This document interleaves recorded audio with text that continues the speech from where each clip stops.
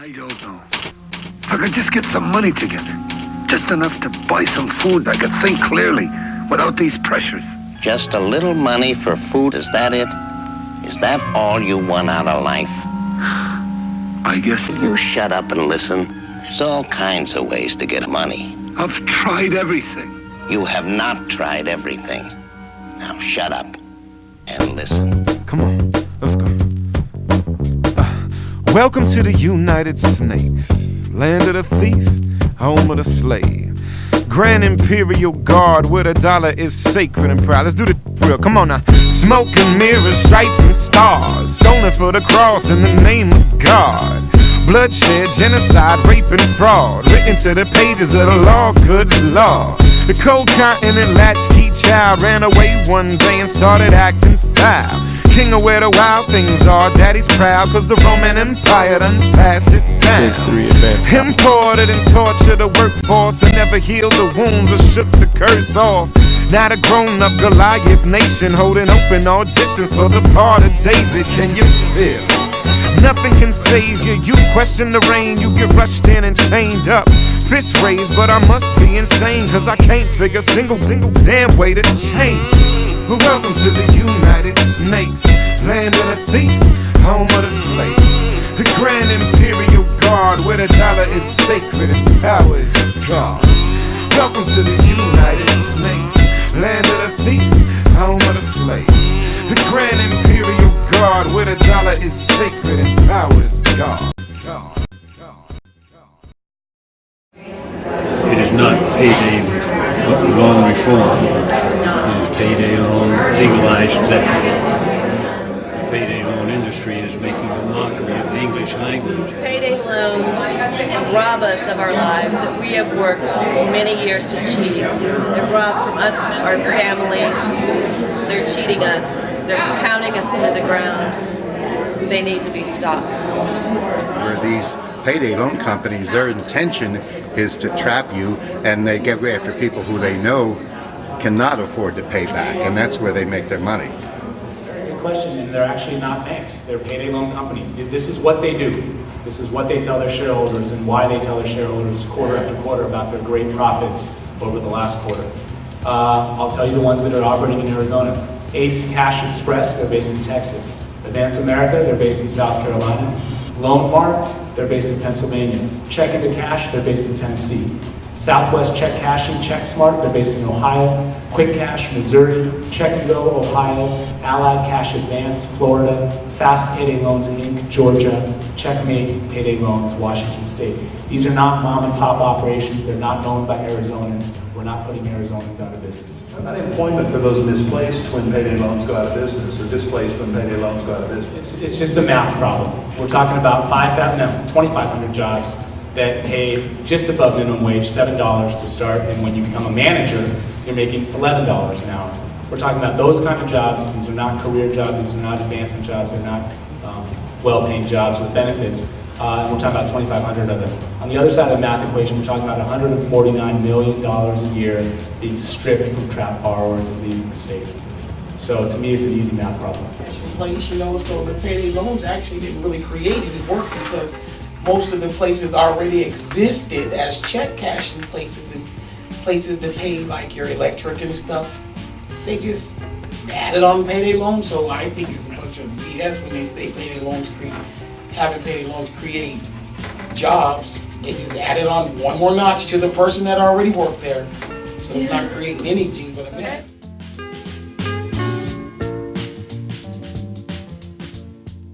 If you look on just about every other street corner in areas that are high traffic and financially more on the margins, you'll see they've popped up like mushrooms on every corner, replaced, you know, your Dunkin' Donuts and you know, a lot of your other types of shops. They fill in, you know, strip malls.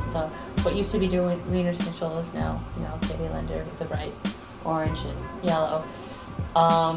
You know, there's more payday loan shops in this country than there are Starbucks and McDonald's combined.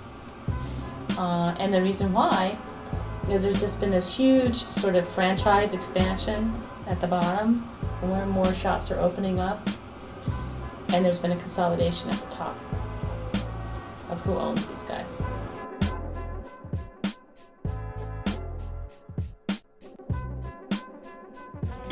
Like you say, people don't get them to be greedy, but if you got a week till payday and your kid's starving and you don't have, then what do?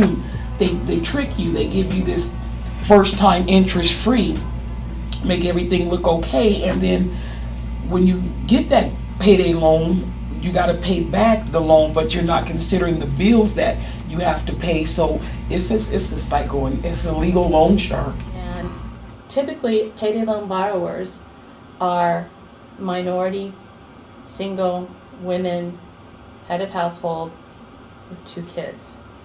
Or it's the elderly or members of the military. And the members of the military are very similar demographic in that they're very low wage. They're just starting out with family. And they have a guaranteed paycheck from the U.S. government. Years ago, when I first got pregnant and my husband was the only one working, making minimum wage, I was living in Las Casitas. We did the payday loan cycle for a year straight, 3 at a time, and I wasn't working. And finally, when I got a job, I committed 2 of my full paychecks, and I mean, $1,600 just gone, but it got us out of that. But it was a cycle, you know.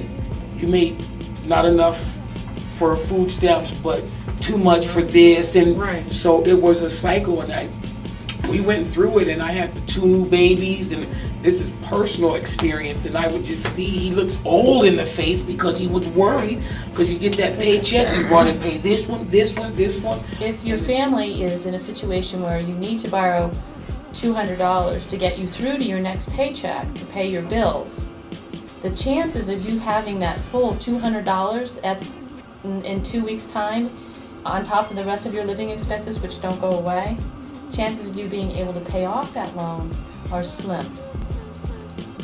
And so what you do is you roll it over.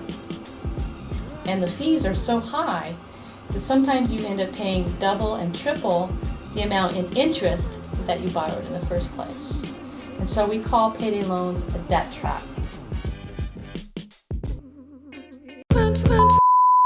Okay, Quinn, we'll go to the other extreme now. If you happen to be in the market for a new home, you could get into the presidential spirit and check out John McCain's Phoenix mansion. We have provided evidence to the United States government in the last 5 years about the impact of wealth inequality.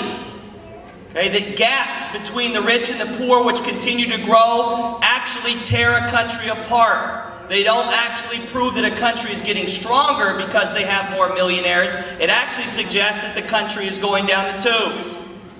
The richest man in the world presenting this research evidence to our government. In a country that prides itself on equality of opportunity, it is becoming anything but that as the gap between the super rich and the middle class widens in dramatic fashion. 20 years ago, the total wealth of the list was then $220 billion. Now it's $1.54 trillion, exactly a 7-for-1 increase. Tax law changes have benefited this group, including me, in a huge way. During that same period, the average American went exactly nowhere on the economic front.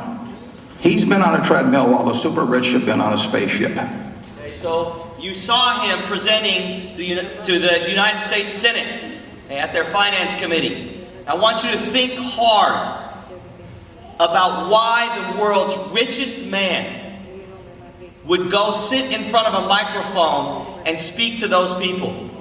He could send anybody. He's the world's richest man. He could have paid me. I would have gone. But he didn't. He went himself. Right? The world's richest man doesn't go do anything that he doesn't think is vitally important to his own survival. The fact that he is reporting in 2007 to the U.S. government that the gap between the rich and the poor in this country, which is the largest in the history of any industrialized nation in the world ever, concerns him, means that we're in big trouble as a nation.